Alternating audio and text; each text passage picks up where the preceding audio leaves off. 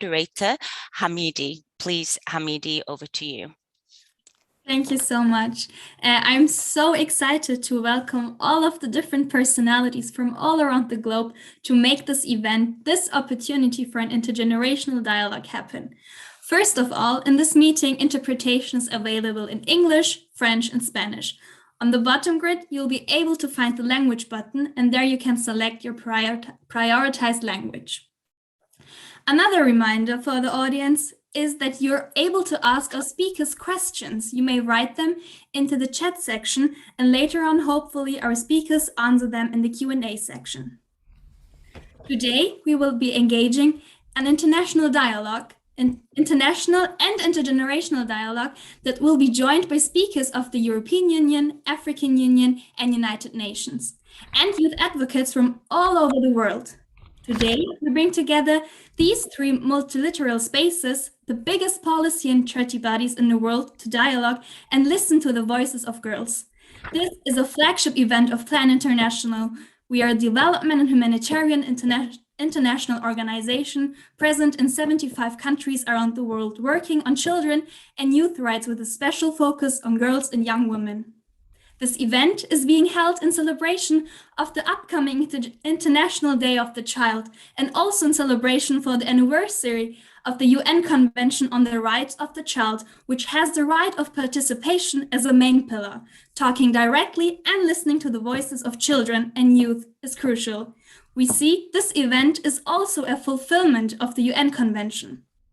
I also want to express our excitement that this will be our first event in which we will talk to all the three spaces at the same time. We see and will see that this is really important in order to solve problems, that this political trinity works together.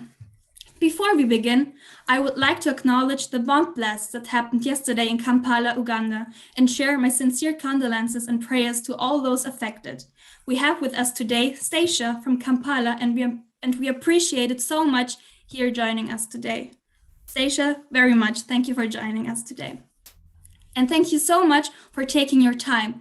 I believe it will be a proliferous session where we can all learn from each other. But now I want to give the word to our speakers, so they may introduce themselves and maybe explain in 2 sentences why youth engagement is so important to them. Whoever wants can start now.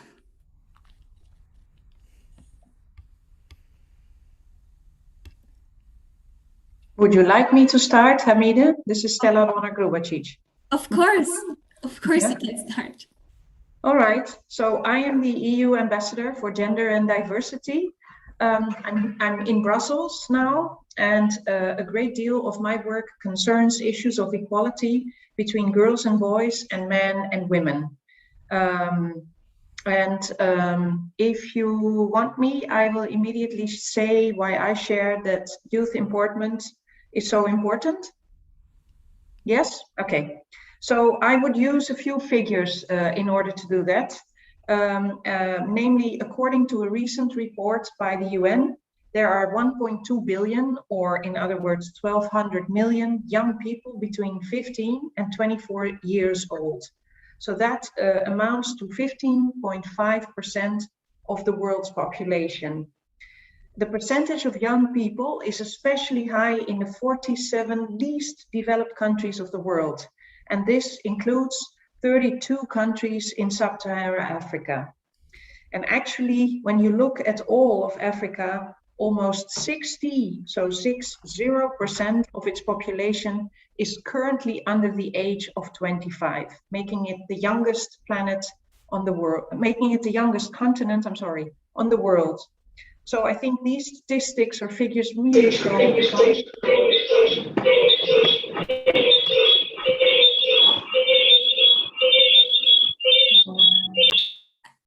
Yeah, thank you, Diko. Okay, I'll go on.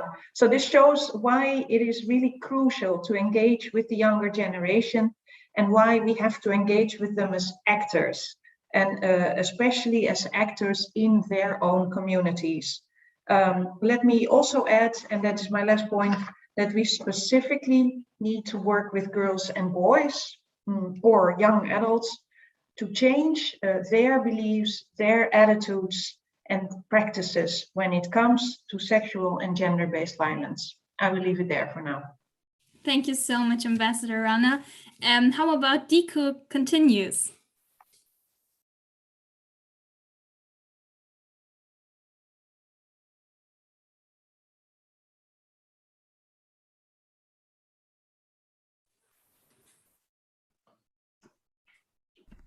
Perhaps while that is planning, oh, there's Diko. Go ahead, please.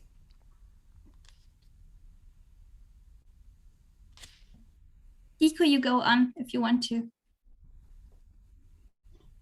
All right. Thank you so much for the privilege and the opportunity. I am Diko Janet Isaac from South Sudan. So to me, the importance of youth engagement is one, looking at all these forums and all these discussions we have been having, youth have always been the focus. And the reason why youth engagement is so important because most of the issues are concerning the youth. So it is us, the young people, that know what is affecting us. And it is also us who can look into the ways of how to solve these issues. And then another thing as an importance of youth engagement is it gives us knowledge and skills as young people. And it also helps connect us. Like for today's forum, we are all young people from different countries that have gathered today to achieve something good. So this is the importance of youth engagement to me as an individual. Thank you so much, Diko. Ms. High Commissioner Gillian Triggs, you may continue now if you want to. Well, thank you, Hamid. Good to meet you, Diko, and to hear from you also, Stella. I'm Gillian Triggs. My job is protection for refugees and displaced people and people who are stateless. So that's what I do. And we really have one key point to make at this stage of the discussions, and that is that children's rights are human rights.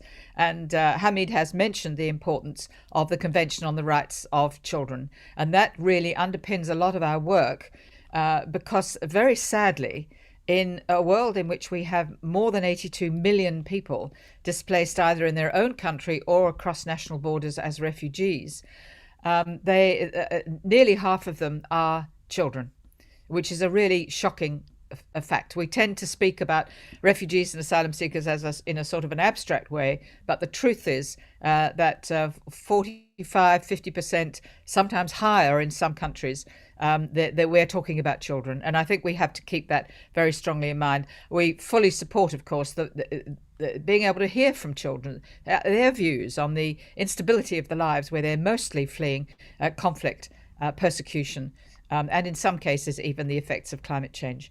So why is this important?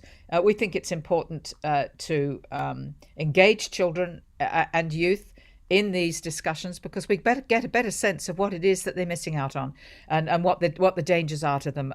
As they move, they are vulnerable to sexual exploitation, to abuse of various kinds, including labor, and they are, of course, very vulnerable in the context of not having access to school. And the great fear is that at least half of those refugee and displaced children will not return to school, and it's particularly a problem for girls. So there, as briefly as I can be, those are some of the reasons why this is so important to UNHCR to work with young people and to get their views and perspectives. Thank you, and back to you, Hamid. Thank you so much. And how about Astrid? You introduce yourself.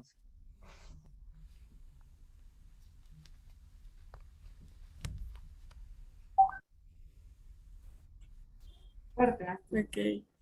Hola, ¿me oyen, verdad? Bueno, hola, ¿cómo están todos? Espero que estén súper bien. Bueno, mi nombre es Astrid, tengo 16 años y pertenezco al proyecto Entornos Seguros, desarrollado por Plan Internacional en colaboración con Acnur.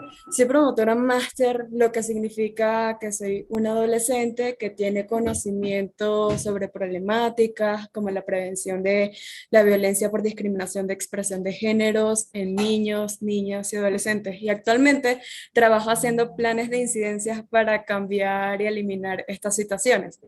El día de hoy estoy participando en este evento para poder exponer las problemáticas que viven las niñas adolescentes en el Perú y poder buscar una solución en estos temas.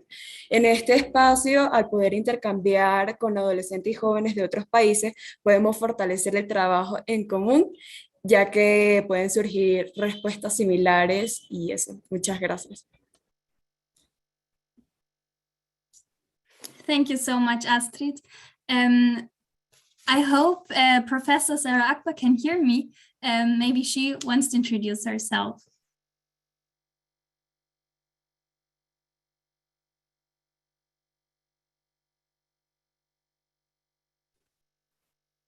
Maybe not yet, but how about Stacia? How about you introduce yourself?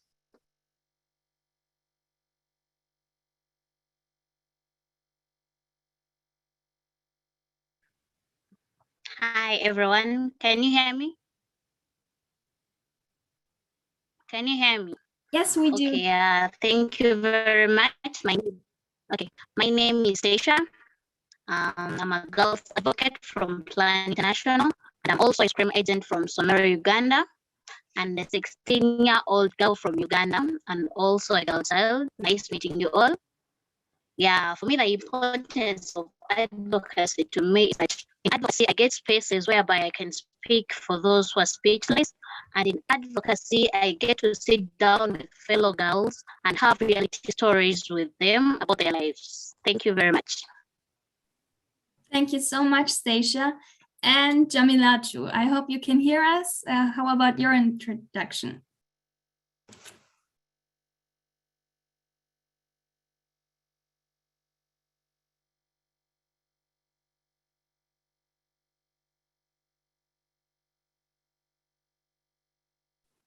Well, I think there is a connecting problem, but yeah, I say we'll continue when her connection is stable again, then of course she will have the right to introduce herself also.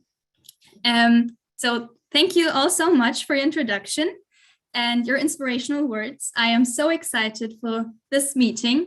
And I should introduce myself as well. I am Hamide, I am 19 years old and from Germany. And the most important fact today about me is that I am honored to moderate our event of an intergenerational dialogue. For me personally, youth engagement is a necessity for development in our systems. And that's also why events like today's are so important, which support youth participation. That was very short, and I already talked a lot, and I'm sure Stacia is now super impatient for sharing her story and her question. And Stacia, you may start the session.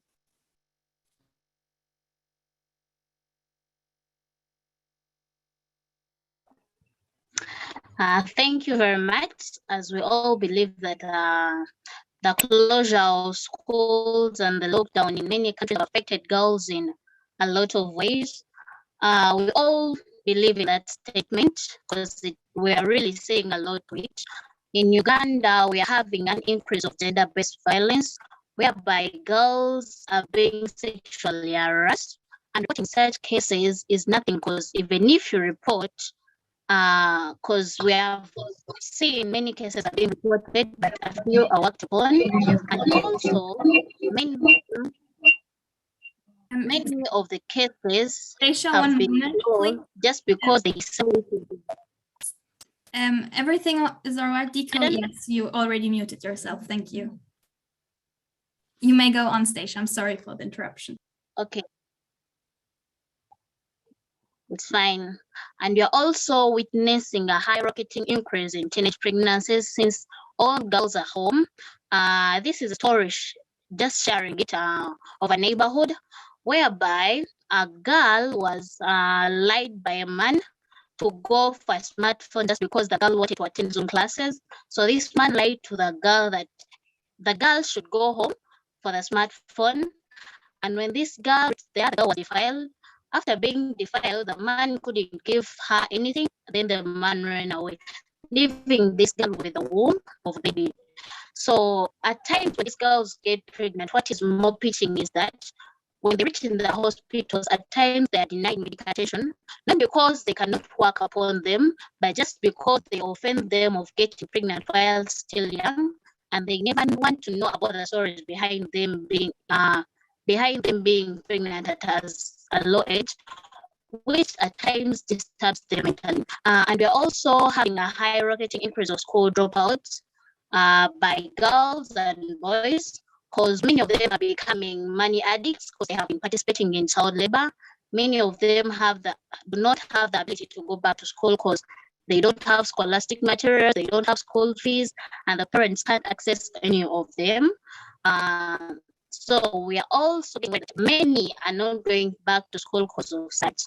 We are also seeing that we are having a high cost of education in our country because since schools were closed, e-learning process was put there. But as you know, participating in an e-learning class, you also have to have a smartphone, either a smartphone or a laptop. You also have to have internet and data, which at times cannot work or is not favorable to peasant parents and peasant families. We're also having a high rocketing increase of forced marriages. Due to this lockdown, many parents have lost money, many parents have lost their occupation. So in addition to that, some could give out their daughters so that the dowry given in could be used as to provide for the families. So many girls have been forced into marriages. And can you imagine just that these girls are forced into marriages and local leaders are brought on the ceremonies like the guests of honor? We are really having such a disease in Uganda. So, and hereby my question goes to Madam Stella, the AU Commissioner.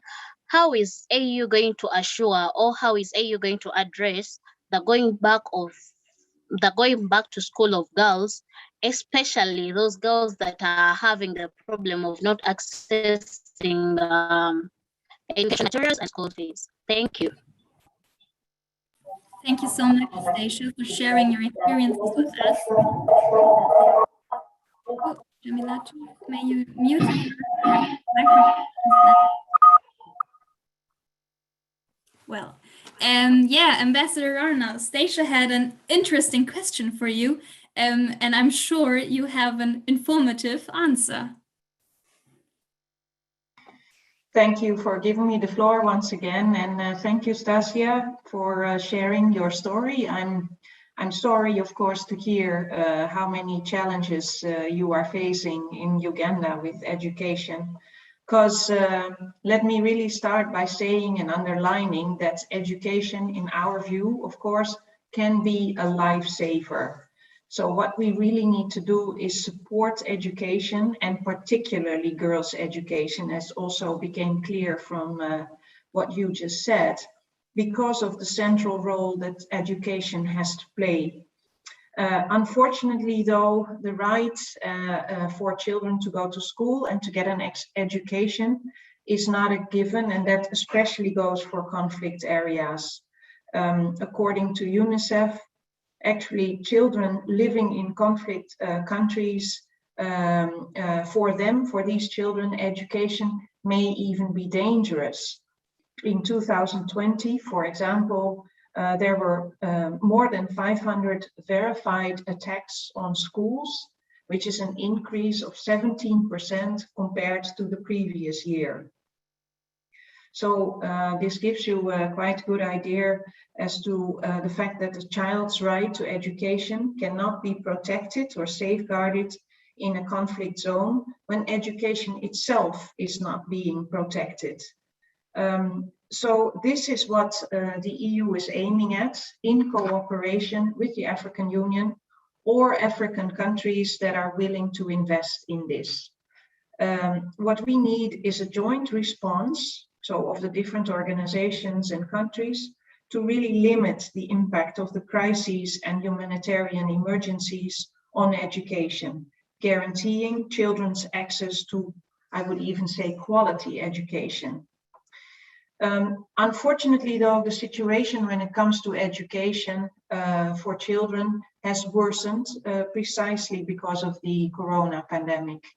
In 2019, prior to the COVID-19 pandemic, 127 million children living in crisis-affected countries were out of school. And according to the World Bank, in March last year, so 2020, 1.6 billion children and youth were out of school in 161 countries. So that is really enormous. Those figures are mind-boggling, I would say. So it really shows that education needs our urgent attention, and girls require our special attention even more. Now, coming to Stacey's question, which was really, what does the EU do in cooperation with the African Union to get laws in place to avoid teenage pregnancy and child marriage, and to allow girls also, when they are pregnant, to go to school? Now, as you may know, the EU has representations all over the world, which are our embassy, so to speak, where we work with programs and projects that are financed with EU money, where we try also to influence the national and local policymakers through diplomatic initiatives and dialogue. And one such program that I would like to mention particularly here is called the Spotlight Initiative. It is a joint program of the EU and the United Nations. It's really a multi-year partnership focusing especially on the elimination of all forms of violence against women and girls by 2030. The Spotlight Initiative has reached almost 1 million young people, including over 500,000 girls, despite the school closures. And thanks to this program in Africa, countries like Eritrea, the Central African Republic, but also Kenya, Niger, and South Sudan have been able to launch and finance national action plans to end child marriage. In Mozambique, Zambia, and Burkina Faso, again, with the help and support of this program, the EU has supported the development of new laws and strengthening existing ones in order to put an end to child marriage. And another example of our support is Zimbabwe. There, more than 200 women and girls with disabilities have been engaged in law and policy making. So that's a very innovative approach, enabling their participation in public consultations for the first time. One more example, in Malawi, the Spotlight Initiative has equipped more than 200,000 adolescents with skills to detect and report sexual, gender-based violence and harmful practices, which has led to the identification and referral of 941 child marriage cases, resulting in 71 convictions in court. So that is really, I think, a very important and impressive result. So it shows the Spotlight Initiative really empowers the most vulnerable adolescent girls through out-of-school interventions in line with the principle of leaving no one behind. That is, I think, key in our approach. And I hope that all these examples show that ending child marriage is a priority for the EU.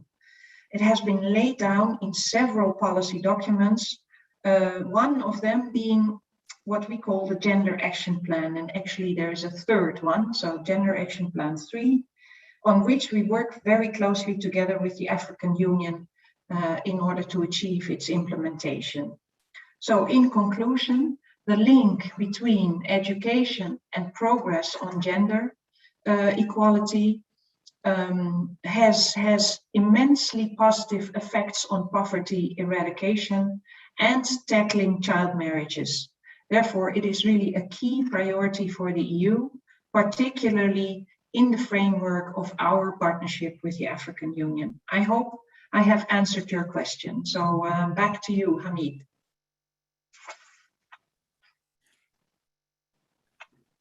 Thank you so much, Ambassador Ronner.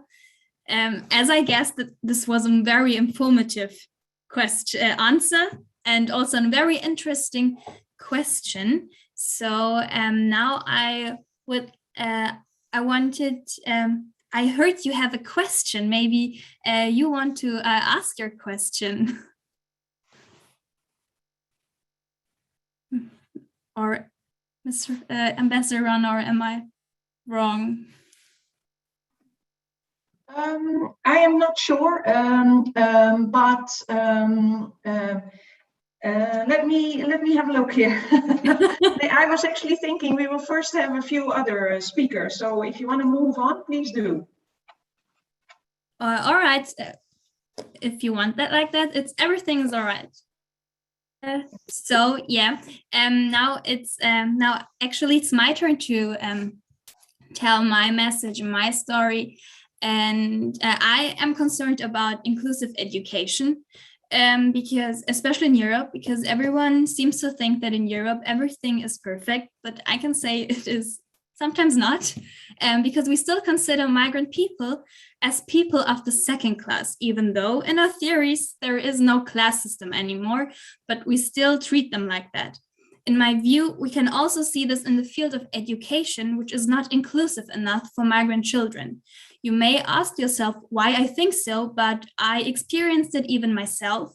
And I know that a lot of my friends experienced this. And I know that this is not just a problem in Germany. This is a problem every migrant child is faced in Europe. Sometime in our life, there is always a teacher who tells us that we are not capable enough to go to a so-called continuative school, where we can absolve our A levels. But not just that, even our families are considered to be stupid and not capable enough to support us. As I said, I have experienced this myself. I had this teacher in 4th grade when I think I was like 10 years old, and she told me that I am not smart enough and not capable enough to enter a continuative school, and that I should consider entering a school where I will learn a manufacturing job. I don't want to say that, for example, factory workers, farmers, or bakers, that these jobs are second-class jobs. Of course not. They are essential in our system. We need them, and without them, we're nothing in the society. But I still think that everyone should be able to study and to attend the school that they want. Of course, you have to get the right grades for attending a specific school. And of course, I don't want to say something against that. I want to say that we need teachers who support us. We do not need teachers who advise us that we're not capable enough to attend so-called continuative schools to absolve our A levels. That is not professional to say as a 40 or 50-year-old person to a 10-year-old child. That is also not healthy. And the education someone can follow should not be decided by their heritage. Therefore, for me personally now, dear European Union, please consider this as systematic discrimination and accept that the most important part here, to accept that there is this problem, and please try to, and please try to free yourself and us from this systematic thinking to have a peaceful and open-minded European unity. Nevertheless, this is a global issue, and it would be a pleasant view to see all the 3 committees, the UN, the African Union, and the European Union, to work together. Yeah, thank you. And I have read something in the chat. Yeah, I think now there is a question. Hamid? Yeah. I also, can I, having listened to your story, ask you and fully appreciating, of course, what you have just said and your appealing to the EU, but if you would imagine for a moment that you were the first EU commissioner for youth, what would you do? What would be the first action that you would take? Thank you for the question. It's very interesting. And it's not an easy job, of course not. And I think the first step for me would to be collect all the information on what's the EU already achieved in the field of education, and then to look up what does the EU plan for the future and when will be these goals be implemented. After that, I think the best thing, in order to have an overview of the situation, I would talk with the ministers of education, with the councils of teachers, parents, pupils, and of course, with national councils of minorities. And I think actually this is enough to do for the first 100 days, because we're not like, we don't have 2 or 3 countries in the European Union. Yeah. And I already talked a lot, too much. But now it is Jamilatu's time to shine. I hope, Jamilatu, you can hear us now.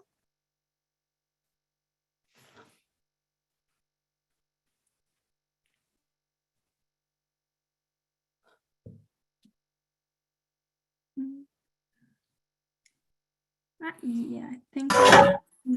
Yes. Bonjour.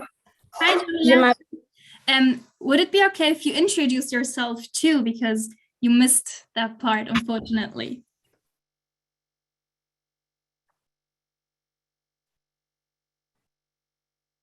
Bonjour, je m'appelle Jamilatou, j'ai 14 ans et j'ai fait la classe de 5e. Je suis contente de participer à cet événement avec vous. Je peux continuer. Nous avons quitté dans un village dans la province du Sou, dans les Sahel du Burkina Faso. Et les terroristes sont venus dans notre village tuer beaucoup de gens. C'est pour cette raison que nous avons venu à Ouagadougou ici, à pied, à un site de déplacés internes.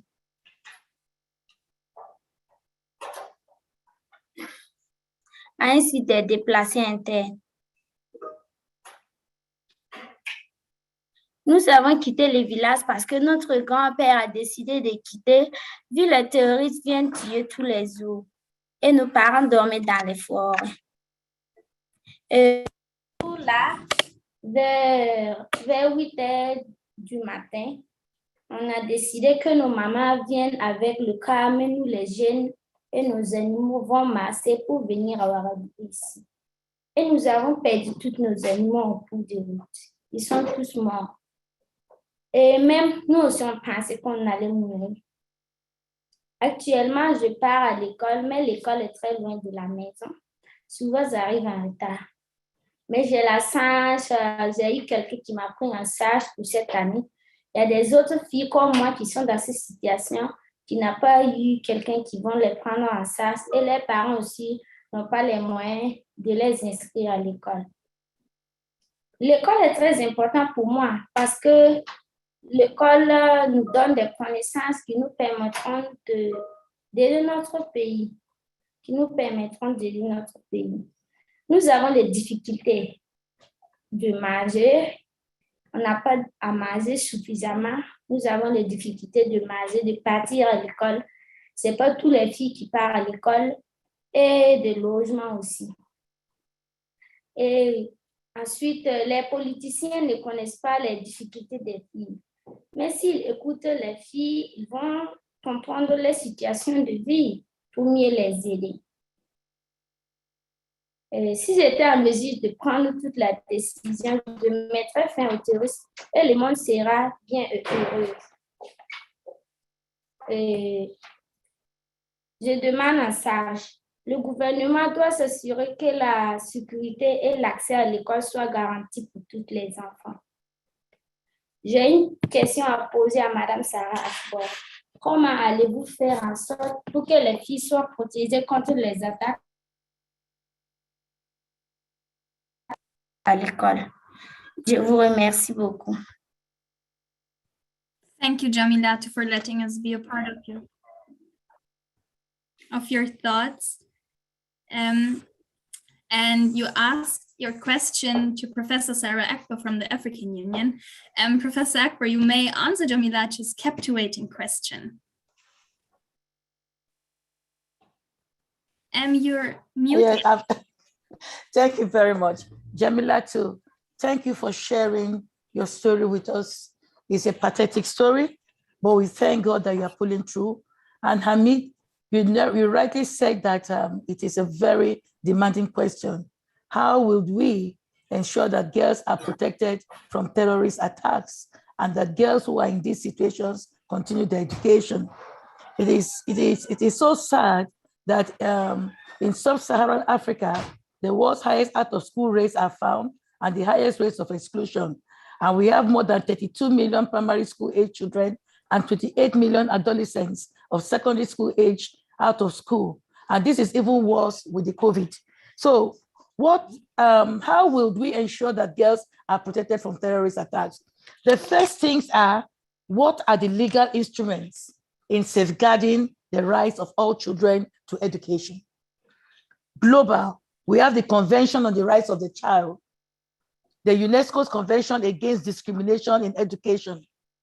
Then in the African Union, we have the African Banjul Charter on Human and People's Rights.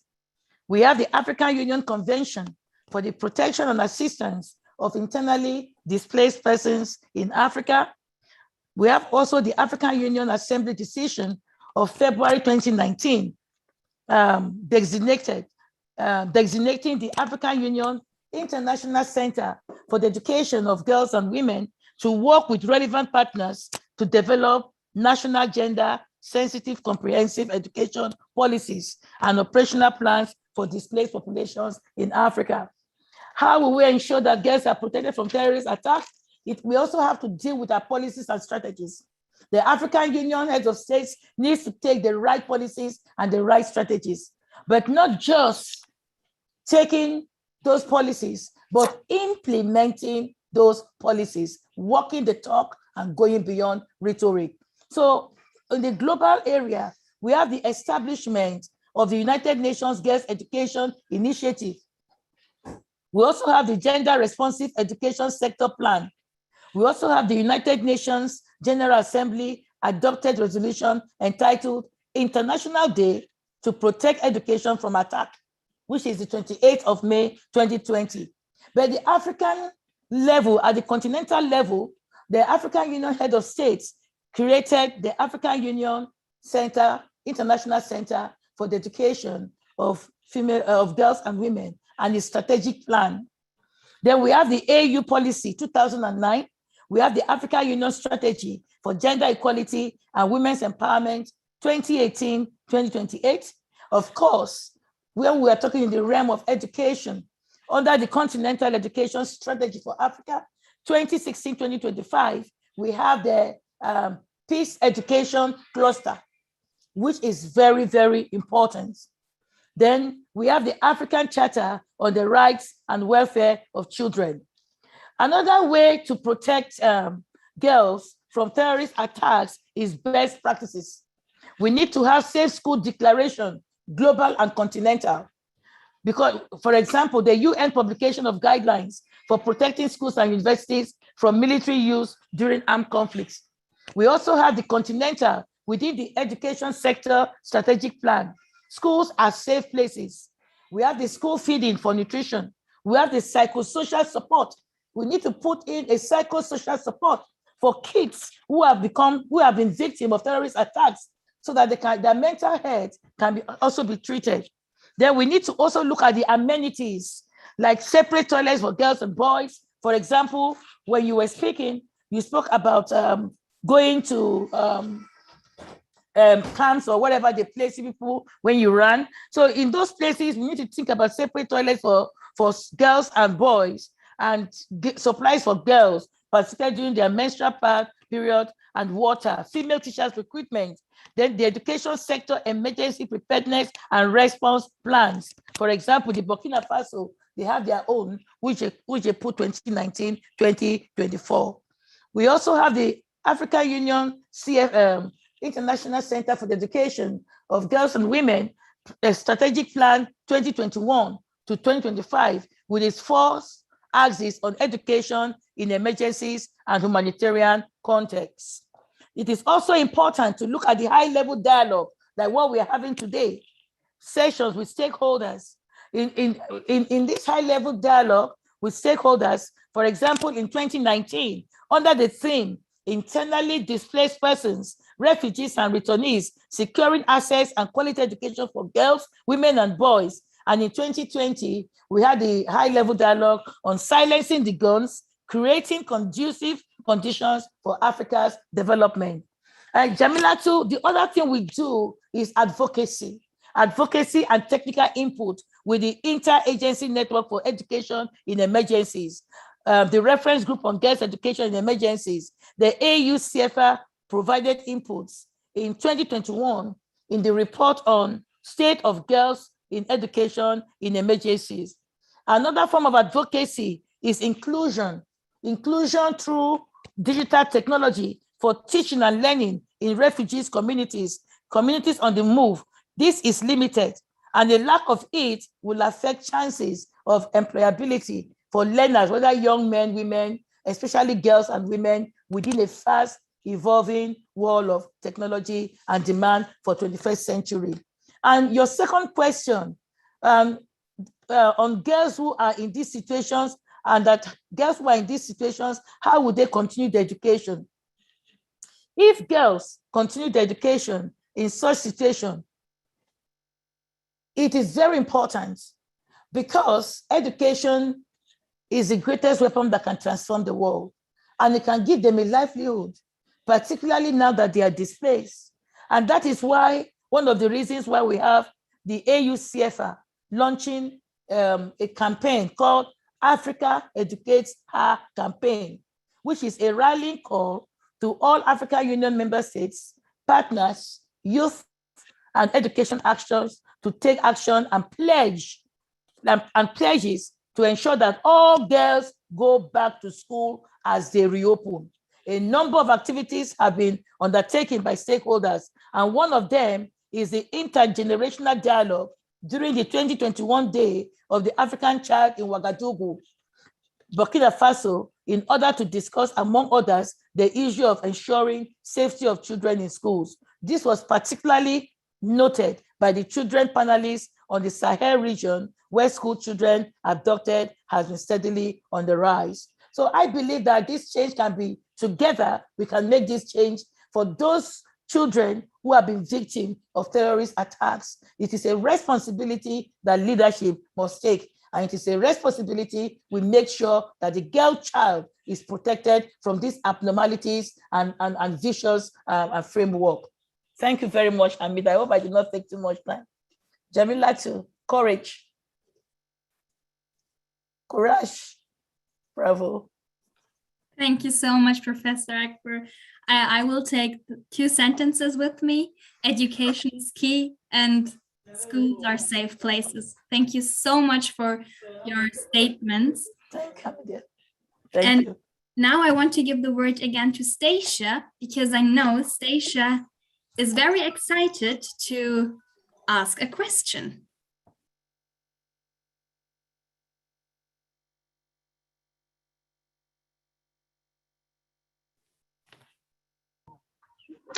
Hamid, sorry? Yes, Stacia, I think you have a question. Am I right? Not really. All right, then we will continue. As I said, it is very interesting to get to know all the different opinions and views on global issues. That's why it would also be interesting to get to know the opinion of High Commissioner Bachelet, who is the High Commissioner for Human Rights. She is not able to participate in this event, but thanks to technology, she sent us a pre-recorded message. Here we go.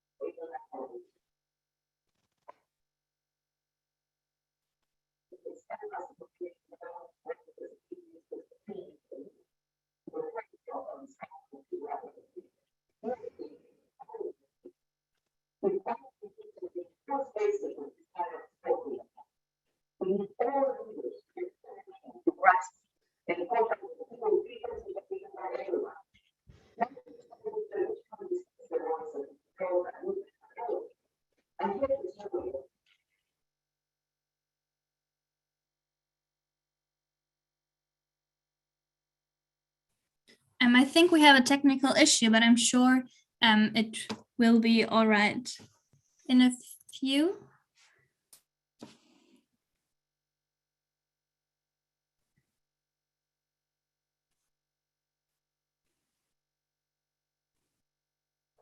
Yeah, thanks to technology, we have the chance for pre-recorded videos, but also the chance to see how fast our plan staff helps us. To all of you, and my apologies for not being able to be present for a real dialogue between us.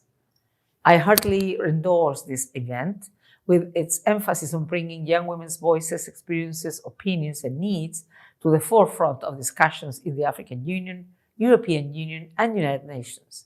We badly need to make more spaces for this kind of powerful dialogue. We need all leaders, global and national, to grasp the importance of full, free participation by everyone. Many societies traditionally dismiss the voices of girls and women and other groups. I'm here to tell you and all leaders that decision-making is not only better informed, but also more legitimate and more sustainable when everyone, including young people, can contribute their views. I'm not just talking about discussion circles where young women can speak up freely. I'm talking about leaders ensuring that they change important decisions and policies based on the needs and views of young women and all others. Real participation is meaningful participation, which leads to action.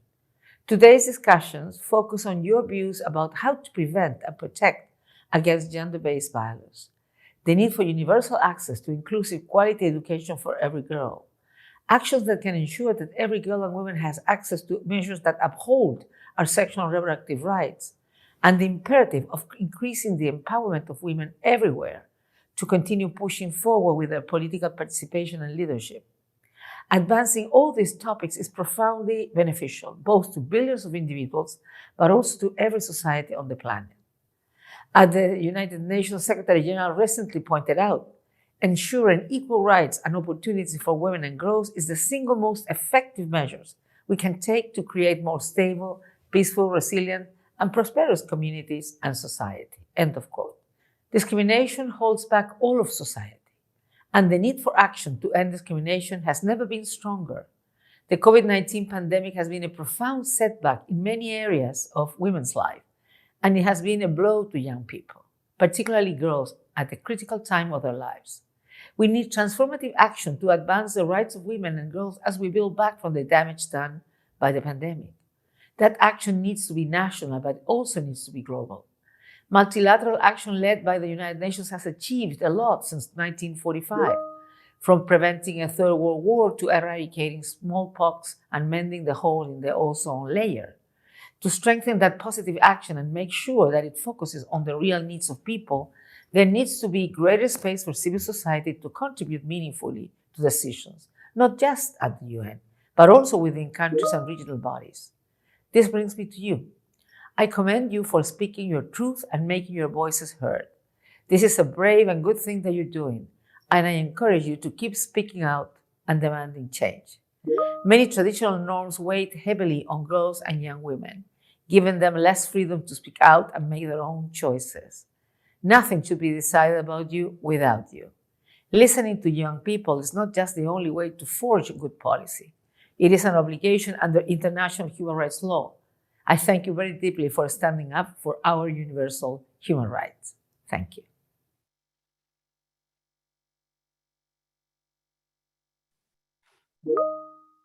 Thank you so much, High Commissioner Bashel, for your encouraging words.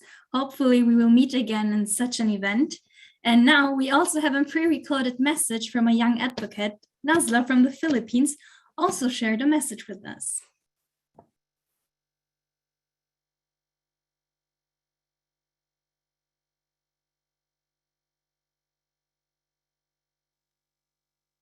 Distinguished guests, to the world leaders, to the various advocates, and to all children around the world. Magandang umaga and a pleasant morning to everyone. We celebrate International Children's Day. Let's me take this chance to share with you my story. Ako po si Nadsla, 17 years old, isang batang babae galing Maguindanao. Tandang-tanda ko pa nung ako'y maliit. Madalas kami ay nagpakwento. Ang huskong kaisipan na iparanas sa akin ng mundo ang maipit sa digmaan. Sa aming pamayanan ay nabuhay kami ng takot at may pangamba na sa isang iglap ay may bakbakang magaganap. Nagdalaga akong di halos maranasan ang pagiging isang bata. Naranasan kong sa kalagitnaan ng klase ay biglang magkaroon ng bakbakan. Walang lakas, dala ng pagkabigla.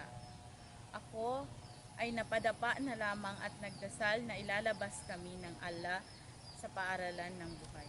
Lipas ang mga araw, patuloy ang digmaan, patuloy ang pagbakbakan, at sa pagkakataong ito, 8 kabataan at bata ang nadamay, isa ang nasawi dahil tinamaan ng mortar shelling na sumabog mismo sa tabi ng aming paaralan. Isang buhay ng bata ang kinuha ng bakbakang iyon. Dala ng takot, walang magulang ang gusto pang papasukin sa paaralan ang kanilang mga anak. Kaya natigil kami sa aming pag-aaral. This conflict took away our education. This conflict took away our dreams. This conflict took away our childhood. Ang gulong ito ay nagdulot din ng depresyon sa aming mga bata. Galit at takot ang aming naitanim sa aming mga puso. This conflict between the Bangsamoro Islamic freedom fighters and the armed forces of the Philippines also affected the livelihood of the people. Dahil sa walang trabaho, mas dumarami ang naghihirap. Sa katunayan, dala ng walang pinagkakaabalahan, ang ibang mga kabataan ay sumasali na lamang sa miyembro ng BIFF dahil nakakatanggap sila dito ng sahod. Sa gulong ito, ang aming karapatan bilang isang bata ay di nabibigyang pansin. Kaming mga bata ay inaagawan ng kapayapaan. As a member of Youth of Peace, naniniwala akong edukasyon ang tunay na pagbabago at ang paaralan ang dapat na isang ligtas na lugar, isang lugar na may laya kaming magpahayag ng aming saloobin. Isang lugar kung saan kami ay pwedeng maging batang malaya. Malayo sa kaguluhan, walang takot at ligtas na nag-aaral. Isang lugar kung saan kami matututo at magkakaroon ng kakayahan na maging kasali sa pagpanday ng kapayapaan sa Maguindanao. Kung mayroon man akong mahihiling, ito ay sana maitigil na ang digmaan. Na sana mabigyan ng pagkakataon maipasok sa paaralan ng ligtas at walang pangambang maipit muli sa digmaan. Together, let's rebuild our education, let's rebuild our dreams, and let's rebuild our childhood. Thank you and mabuhay.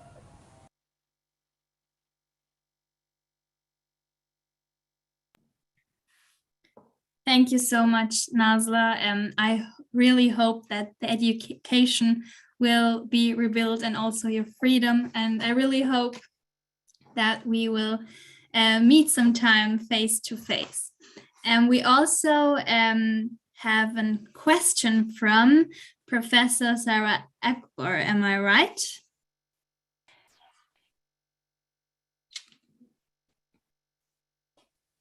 Hi, yes, you are correct. I'm going to ask the question on her behalf. So this is a question that is directed towards Stacia. So schools are safe environments for girls. When you are in school, you are protected from gender-based violence, child marriage, and early pregnancy. Can you tell us a little bit more of your story during the closing of schools during the pandemic?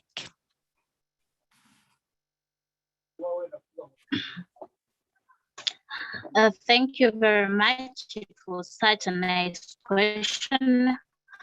Yeah, true, as it's the statement that schools are the better or the safest places for girls. I agree with that, because as now we see many girls are sitting at home. They are facing a lot of gender-based violence. As many girls are sitting at home, many of them are getting pregnant. Many of them are disturbed mentally. Many are becoming drug addicts, you know, because at times they are idle. We're also facing another problem of these children becoming, at times, most of them becoming prostitutes, because they want to gain what they don't have. So at times they sell off their bodies in regards for what they would have. We're also having another problem of that. While these girls are reporting such cases of defilement, at times the law amenders work hand in hand with the defilers so that the cases could be closed without their consent, and so therefore they don't get they don't get justice. A lot is happening, though I can break it through anyway. A lot. We're also having this problem of many and a lot of children participating in child labor. Many are becoming food vendors, roadside food vendors, whereby we're not sure whether they're safe.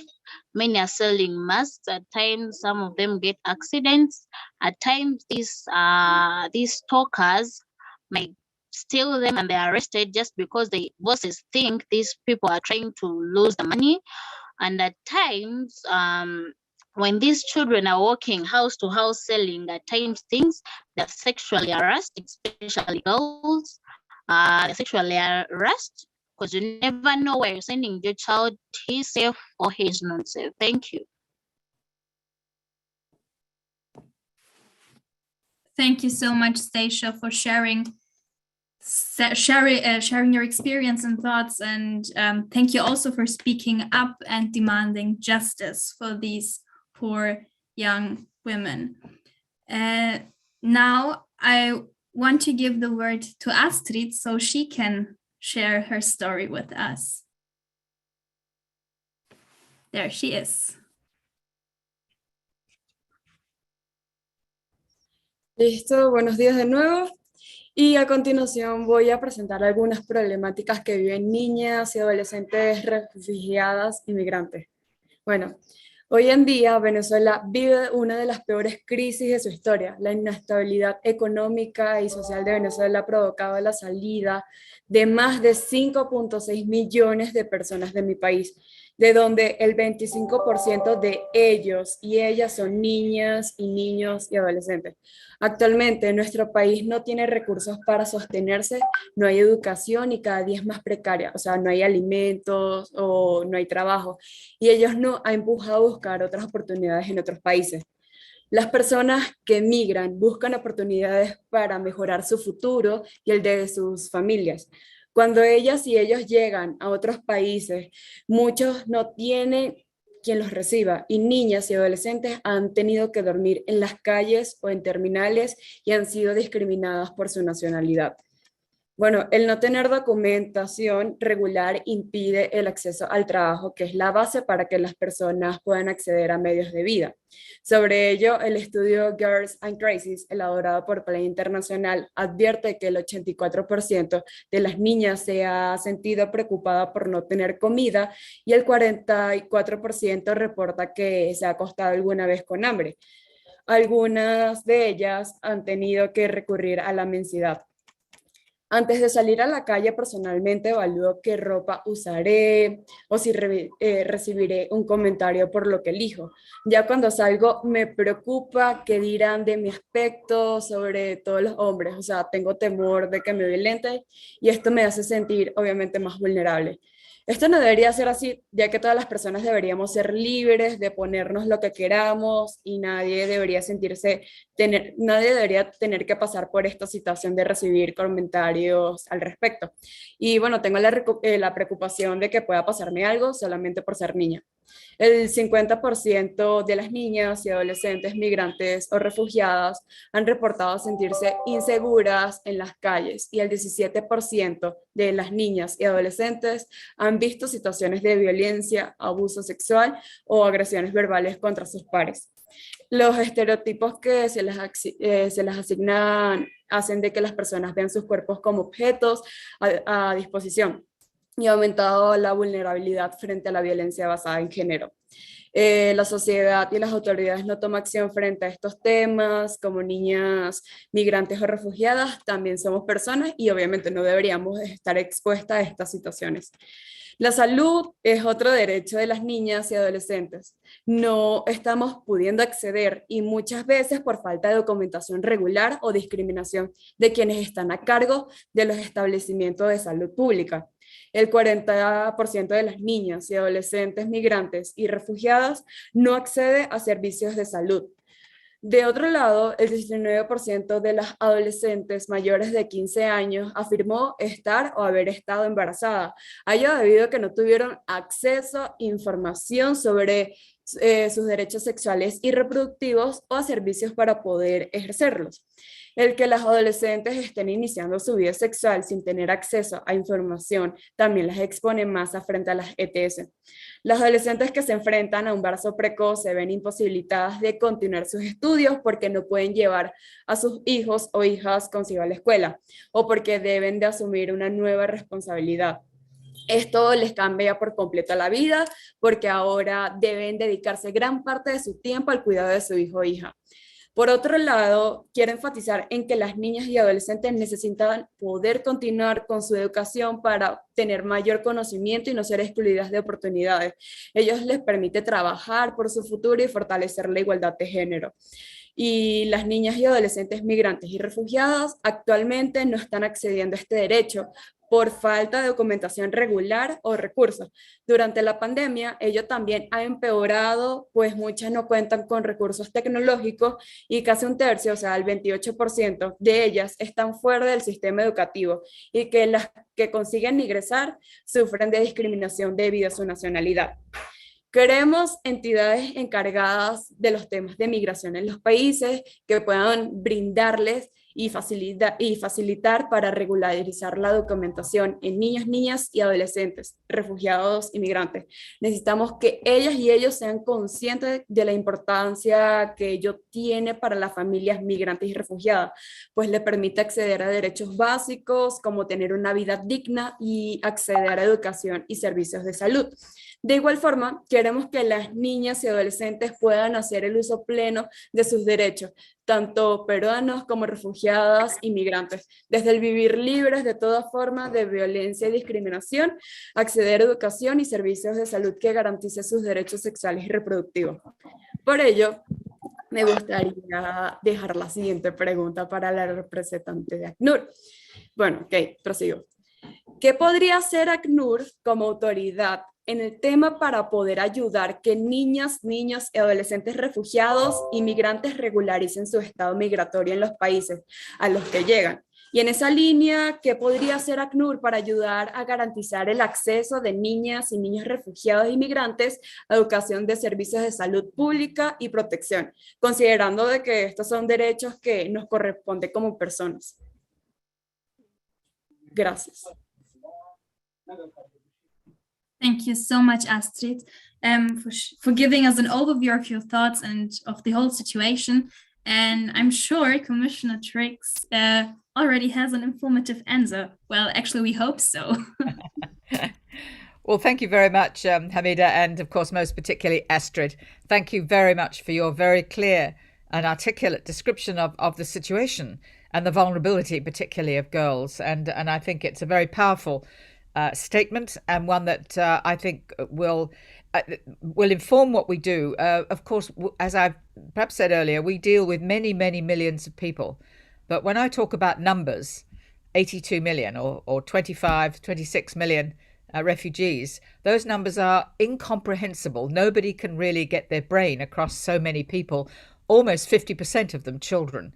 But when you tell your own story, as you've done, Astrid, and others have done, then we get a much clearer sense of what it really means to be on the street and vulnerable, not to be sure about your security, about access to health and basic information about sexual and reproductive rights. So thank you very much, and I think this discussion is really a very, very useful one. Well, perhaps I could begin with saying a little bit about UNHCR, because of course we are a body that deals primarily with asylum seekers and refugees, less so, not particularly indeed, with migrants. But they are often sort of in mixed groups. There may be people who flee from Venezuela, flee from conflict in Syria or in Myanmar, and they're very often, some of them would be migrants looking for better opportunities in life, but many also will be people who are in need of international protection and entitled to make a claim for asylum under the Refugee Convention. But in any event, and whatever category they're in, the key point is that they are entitled to rights as children. And I think that you've made that point, Astrid, and I think it underpins our work as well. We're also, of course, at UNHCR and indeed primarily an operational humanitarian group. We have 550 field operations and offices around the world, and so we're dealing with many different situations in Central America, for example, people fleeing from crime and from crime gangs and intimidation. In many parts of Africa, as we've heard, children and their families are fleeing from terrorism, from from Boko Haram in Burkina Faso. So there are various senses in which, or contexts in which, children are extremely vulnerable to continued violence and to sexual exploitation, early childhood marriage, and general abuse in the labor market as well. So that's the kind of work that UNHCR does in the various field offices around the world. And we have quite a high level of understanding of what the core problems are. And that really brings me a little closer to trying to answer your question. And that is that one of the problems of people on the move, as economic migrants or as asylum seekers and refugees, is that they do not have access to essential services. It's difficult to get into schools, it's difficult to get health services and so on. And one of the reasons for that is that they do not have documentation. And one of the services that we try to ensure is that people have access to documentation for their identity, because without your ID papers, you can't get children into school, you can't get a tax file number, you can't get a bank account, and you can't get work. And it's very hard for people on the move to be integrated in the societies in which they live. But most particularly, it's hard to have access to social services, psychosocial support where that's needed, and access to the various support that might be given to a family that's in distress and on the move and insecure. So one of the things that we try to do is to work as effectively with governments as we can. The governments, sovereign states are responsible primarily for their own citizens and for others that are on their territory. And we try to work with states to ensure, and this is the key word for us, and that is that children are included as refugee and migrant children in the national systems that apply to all other children. In other words, we ask governments not to make a distinction that they should, refugee and migrant children should also have the same access to schools, to healthcare services, and so on, and their parents to have access to bank accounts and financial services and to employment. So inclusion is, we think, one of the most important ideas, and that is something that we urge governments to provide. Now, at another level, one of the areas of great concern to us, and it's relevant to the point about regularization, is that when you are on the move or in a time of COVID, it can be extremely difficult to have children registered at birth and therefore have a nationality. And one of the risks of flight from danger or from the closure of civil registration services during COVID and the pandemic is that many children will not gain a nationality. And that is a close to disastrous phenomenon, because then they really cannot be integrated into the community. And as you will all know, it's very difficult to persuade a school or a medical service to give any assistance when you don't have identification. So what we try to do is to encourage governments to make sure that there is always a civil registration service available to the birth of any child, regardless of where the parents have come from and what their circumstances are. So citizenship and nationality are an important part of the equation, but most critically, identity documents and documents which give them some status in the country until such time as a migrant they can be on a pathway to citizenship or be recognised fully as a refugee in need of international protection. So perhaps in summary, I can say that we understand the key problem of regularisation. It's an important question, and that one of our critical roles is to advocate for children to be regularised and their families, their parents, but also to work with state governments to build their capacity in order to ensure that they give a status and include refugee children, migrant children and their families. So thank you very much indeed for that question. But I believe now that I have the opportunity to ask Diko a question. Is that right, Hamida? Yes, you're right. And I do have a question, and that is, we've heard from Astrid, we've heard from others about what the risks are for children being excluded from access to education. And I wonder if you, Diko, could share with us how conflict, and as I've said, that's a main driver of displacement, along with the COVID pandemic, have affected the right to the education of children in South Sudan, and of course specifically of girls. So perhaps you could help us with that. So Diko, it's your turn. Only if you want to. There she is. Thank you so much for the privilege and the opportunity. Thank you so much. I hope you're all getting me. Yes. Mm-hmm. Yes, we can hear Are you. you all getting me? Yes. All right. Thank you so much, Mrs. Gillian Triggs, for the questions and for the information that you've given us. To answer your question about the impact of the conflict and then the COVID-19 pandemic in the education system of South Sudan, especially the girl child. What I would say is, since the breakout of the pandemic, most of the schools were closed, and this was as a measure to stop the rates of the spread of COVID-19. But as a result of that, many girls dropped out of school. Why? Because when you go to your houses and then your parents tell you, this pandemic is likely not to end. Why can't you just get married? You're not getting old. Why can't you also get married? So these are the challenges that we as girls have been facing in the country. And then, in addition to that, when schools were closed, the government of South Sudan, that is the Ministry of Education, introduced the education system, and that was through the radios. But the fact is, not every girl could afford to get the gadgets, maybe to attend the programs. And in addition to that, most of the girls didn't have enough time, to attend to that program. So that also became a very big challenge for the girls. And then forced marriages. As soon as schools were closed down, most parents decided for the girls to get married at very early ages, because they said schools will never open again, let the girls get married and then they get money. So these are the challenges. And then in addition to that, displacement of people, like looking at the aspect of conflict. We all know that South Sudan has been going through a lot of conflicts. And when wars start, people have to plead for their lives. They run to neighboring countries and become refugees. This has affected the education system of South Sudan.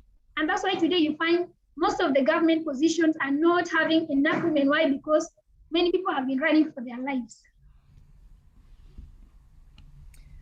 Thank you very much. That's a very, of course, dramatic reality for many young people and young girls, that they're fleeing for their lives. This is very, very serious in response to conflict and to terrorism. So thank you very much for explaining that. Thank you very much, Diko, for giving us the opportunity even to have an overview of the situation in South Sudan. But I think you also have another message in general how about you share this message with us?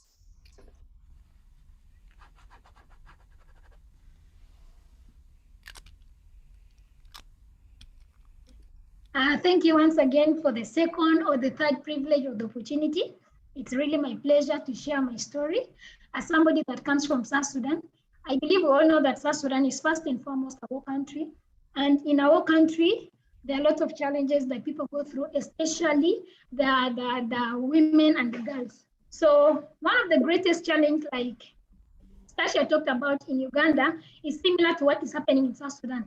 Like, I'm going to share my story about gender-based violence. We all know that gender-based violence is simply harm that is caused to an individual, maybe physically, mentally, or emotionally.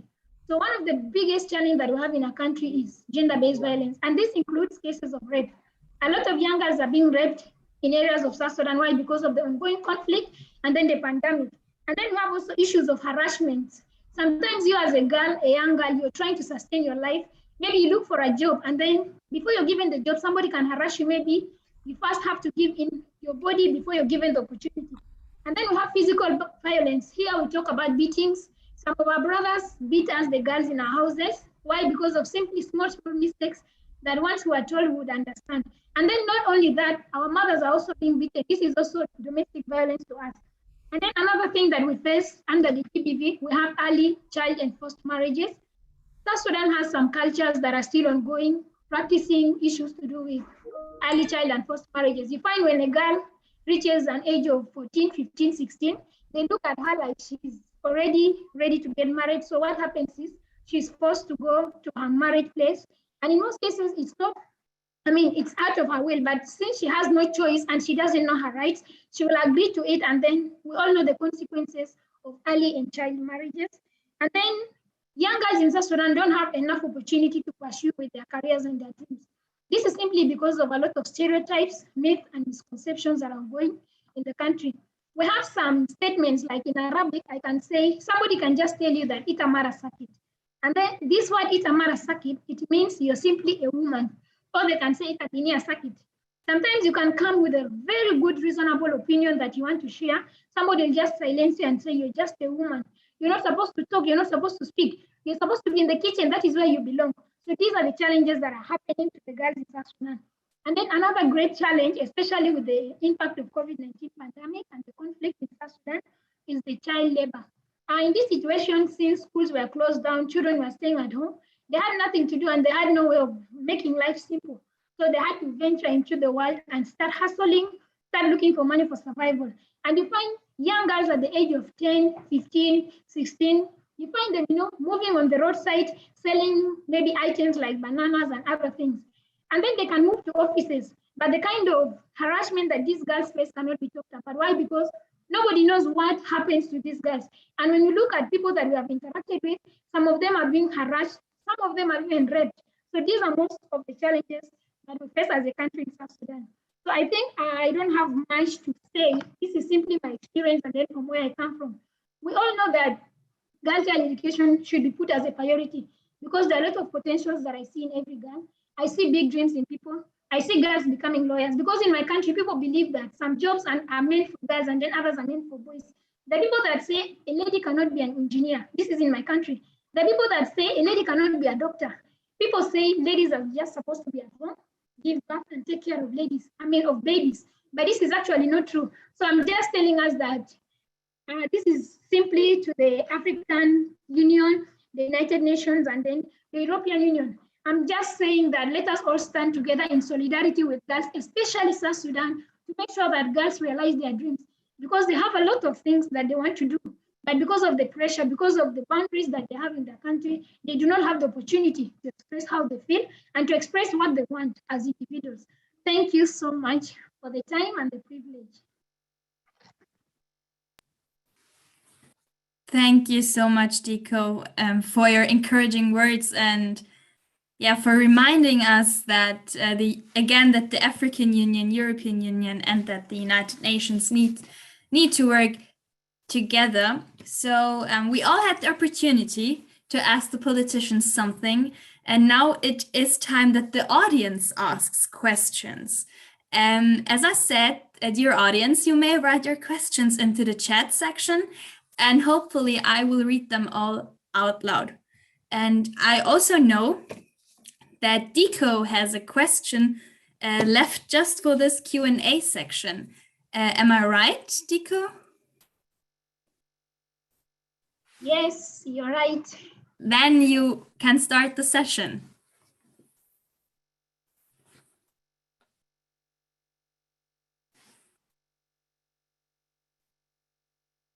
There she is. Hey, hi again. All right, hi again. I think this is the 5th time now. All right, my question is a general question.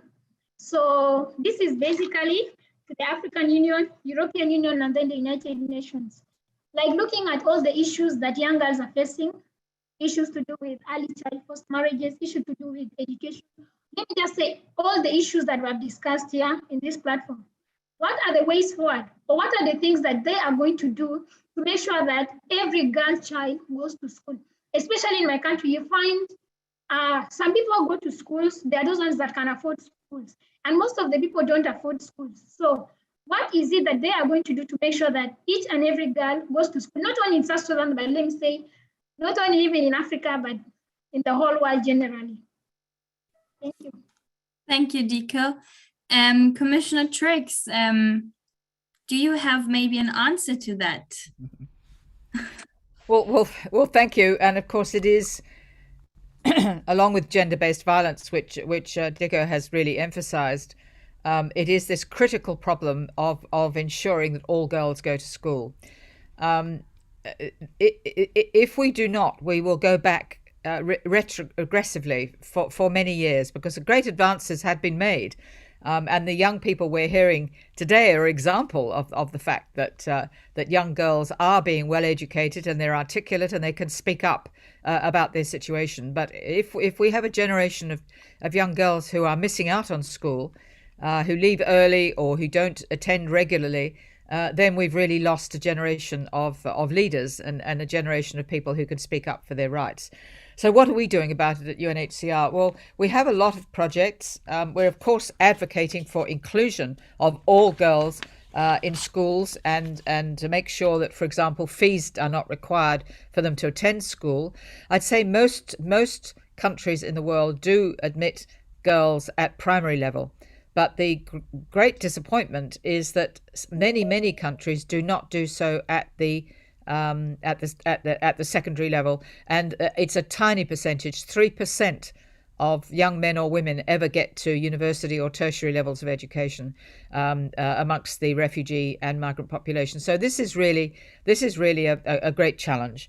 But the sort of thing that we do is to set up authorities at national levels to identify where children are at risk, and to train staff so that they can understand where a young girl is not in the education system, and to work with their family and with a local school to make sure that they can get to that school. We have, for example, in Macedonia, where there's been a very large mixed population movement across Europe, many across the Aegean Sea, from Turkey to Greece and on towards Europe through the Western Balkans. And here we have worked with the Ministry for Labour and Social Policy, with UNICEF for children, and a number of non-government organisations, in order to set up training to identify what's called best interest procedures. That is, how to identify what are the best needs and protection needs for children. And that, we hope, will help to ensure that children are identified earlier, and that they can be engaged through the ministries and government bodies to ensure that they receive an education. I think critically, and I know this is a generalization, but it is critical that governments are aware, that we help to identify the gaps, and that we build capacity among national asylum officials that are sensitive to the girls who are missing out on school. And we have particular advocacy training and capacity programs in Sudan, and also in Italy, where we provide on-the-job coaching for staff to work within the national asylum system and to identify children who are not getting access to schools. So we have programs like this in every country in which girls are at risk, and identification of those girls is one of the most critically difficult tasks, but one where we need to do it first if we're ever to achieve integration of those children into the school system. So back to you, Hamida. Thank you so much, Ms. Triggs. Very informative answer. Yeah, I think everyone is happy with that answer because there was a lot of information and a lot of input to take. So we also have a question. I have a question for Professor Agbor. So the question was how the African Union and its partners plan on tackling child marriages and menstrual health and management in South Africa.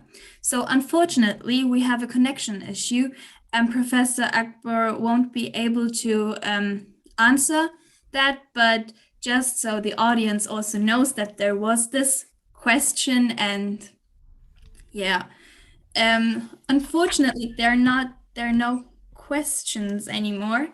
So yeah.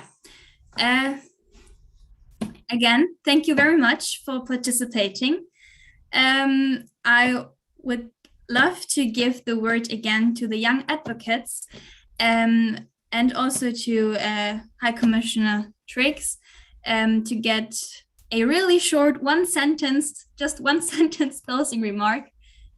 Yeah, maybe Stacia, when you're there and your connection is all right, do you have a short remark for us?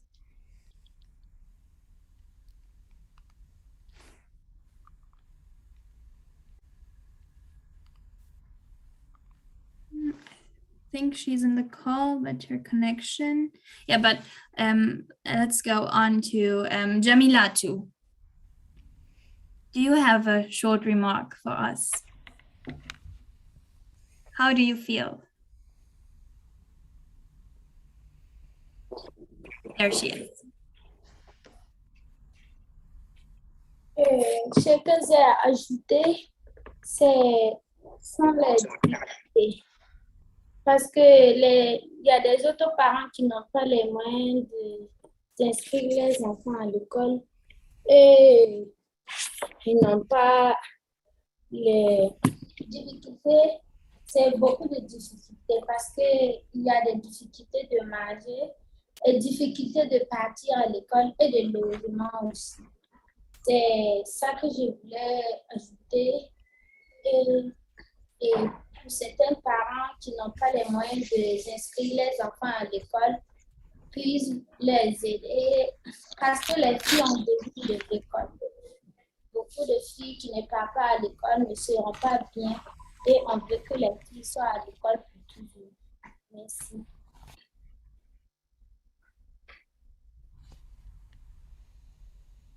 Thank you so much, Jamilatu, for your short remark. Yeah, I sometimes need a little bit time to think about it because it's not as easy to listen to all the remarks and stories. Yeah, but Astrid, do you have a short remark?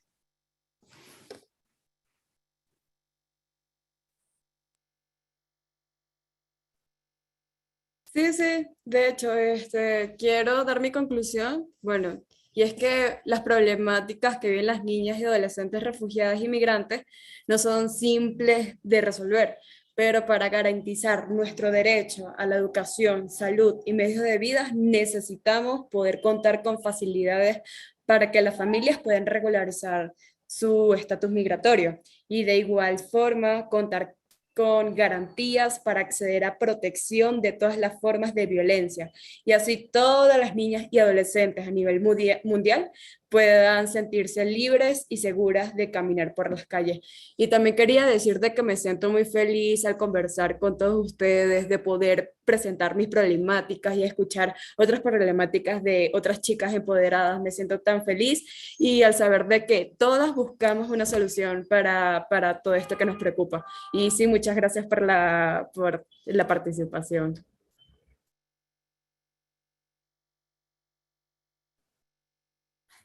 Thank you, Astrid, for again sharing your ideas and story with us. And I can say we really appreciate it.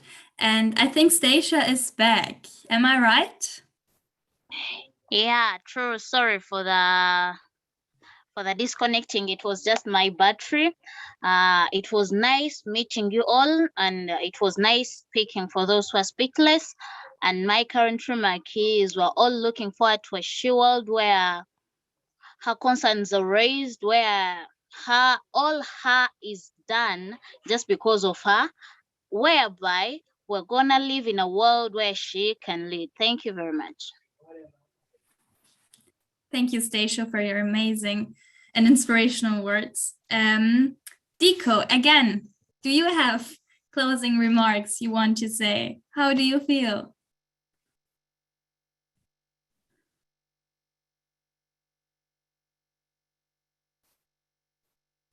There she is. Here I am again. In conclusion, I'll just say that I'm so grateful and happy that I've been part of this wonderful conversation. And it will be my great joy and pleasure to see that all these things are being implemented. It will be meaningless, honestly, when we come and discuss issues and then nothing is put into practice. So I'll be the happiest person on earth when I see that every girl has the opportunity to go to school, pursue her dreams, and to become the person that she wants to be. I love this quote that says, be the change that you want to see in this world. So I believe we all have responsibilities that we're going to play. Me as an individual, maybe Unhcr will say, we're going to support education. Now, if I don't put too much effort in studying, I'll fail, and then I don't become the person that I want to be. So everybody has a role to play to making sure that this world becomes a better place.